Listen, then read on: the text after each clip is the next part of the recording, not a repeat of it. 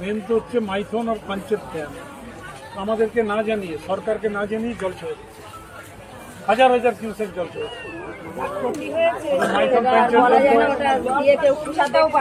সমস্ত জেলায় বন্যা পরিস্থিতির সৃষ্টি হয়েছে। সেখানে যারা এফেক্টেড তাদের যাতে রিলিফ পৌঁছায় ঠিক সময়ে, তাদের যাতে রিলিফ ক্যাম্পে ঠিক সময়ে শিফট করানো যায়, যার জন্য প্রশাসনিকভাবে কতটা কাজ হচ্ছে এবং না হচ্ছে সেটা খতিয়ে দেখার জন্যই আজকে এই সভা।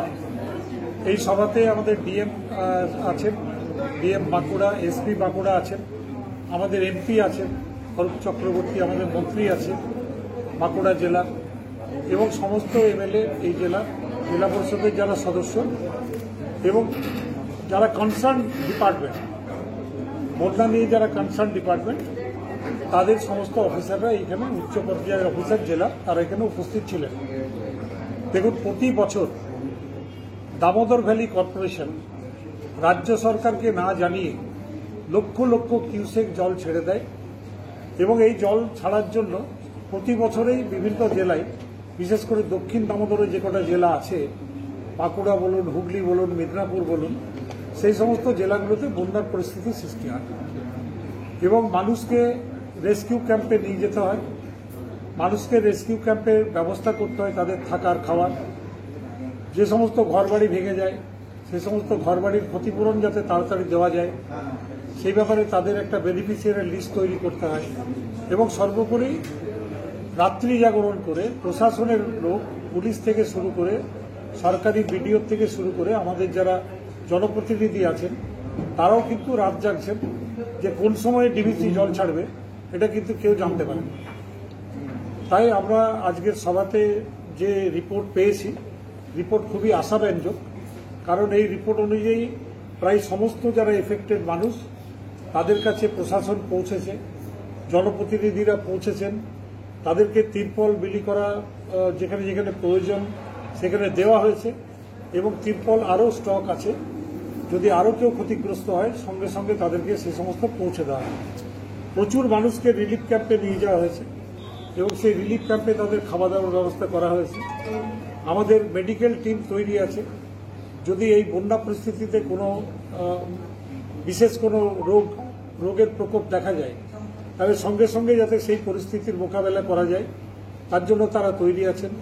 সুতরাং ডিজাস্টার ম্যানেজমেন্ট থেকে শুরু করে, হেলথ ডিপার্টমেন্ট থেকে শুরু করে ডিএম, এসপি, বিডিও, প্রশাসনের সমস্ত মানুষরা সজাগ আছেন এবং আমাদের যারা জেলা পরিষদের সদস্য আছেন, যারা গ্রাম পঞ্চায়েতে আছেন, যারা বিধায়ক আছেন, যারা সাংসদ আছেন এবং আমাদের মন্ত্রী আছেন জ্যোৎস্না, সবাই কিন্তু বন্যা পরিস্থিতির দিকে যাতে মানুষের কোনো ক্ষতি না হয়, মানুষের যাতে কোনো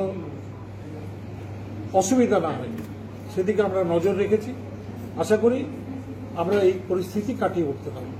আপনি তো দামোদর থেকে জল ছাড়ার জেরে মূলত কত মানুষ এই মুহূর্তে এফেক্টেড হয়ে রয়েছে, কোন কোন ব্লকে? রিপোর্ট আছে, তাতে টোটাল এফেক্টেড হচ্ছে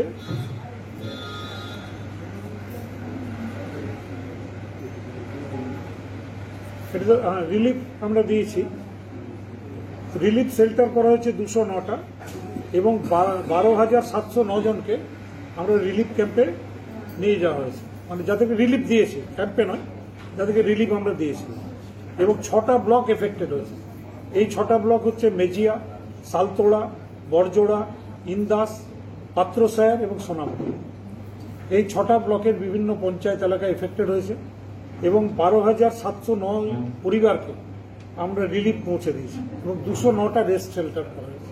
মনোজা বলছি, প্রতি বছর বন্যা হলে আপনারা কেন্দ্রের ঘাড়ে দায় চাপান, ডিভিসির ঘাড়ে দায় চাপান, আবার ডিভিসি বলে যে রাজ্যকে আগাম জানানো হয়েছিল, কেন এই কোঅর্ডিনেশনটা তৈরি করা যাচ্ছে না?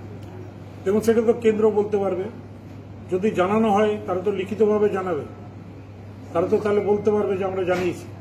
কিন্তু এইবারে যে জল ছাড়া হয়েছে এটা কিন্তু প্রশাসনের কেউ জানে না। কৃষি প্রধান এলাকা যেগুলো রয়েছে প্রচন্ডভাবে ক্ষতিগ্রস্ত হয়েছে। দেখুন, আমি সেদিক দিয়েও মাননীয় মুখ্যমন্ত্রীকে ধন্যবাদ জানাই যে আমাদের রাজ্য একমাত্র ভারতবর্ষের রাজ্য যেখানে কৃষি ক্ষেত্রে যদি কোনো ক্ষতিগ্রস্ত হয় তার জন্য কিন্তু ইন্স্যুরেন্স থাকে, ক্রপ ইন্স্যুরেন্স। এবং ভারতবর্ষের সব জায়গাতে ক্রপ ইন্স্যুরেন্সের যে প্রিমিয়াম সেই প্রিমিয়ামটা যারা চাষি তাদেরকে দিতে হয়, কিন্তু মাননীয় মুখ্যমন্ত্রী আমাদের রাজ্যে সেই প্রিমিয়ামটাও সরকার থেকে দিয়ে দেবে।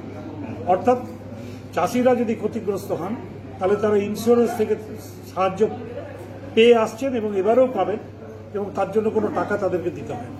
সামনে তো পুজো, সেই পুজো সেখানে আলোচনা করেছি সেই পরিস্থিতি কিভাবে মোকাবেলা করা যায়, তার জন্য আমাদের এখানে যারা এসেছিলেন অনেকেই সাজেশন দিয়েছেন, আমরা চেষ্টা করছি।